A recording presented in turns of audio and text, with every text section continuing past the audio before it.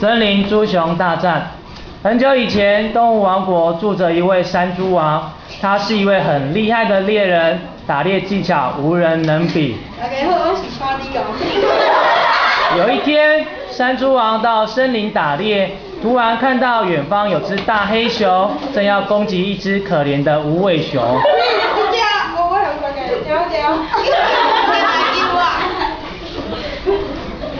这时，山猪王发现后，马上冲过去，准备救无尾熊。左手，你竟然救人家！我到位你去，交帮我来。我其他好来甲其他的地个会，你上台看我手。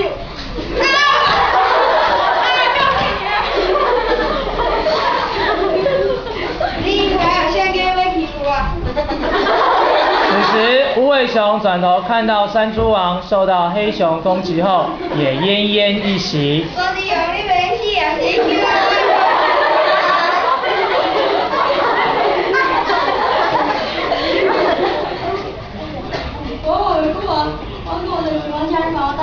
我问题我一定会帮你完成。我如果在你遐采访，叫你。家己啊，是讲讲讲，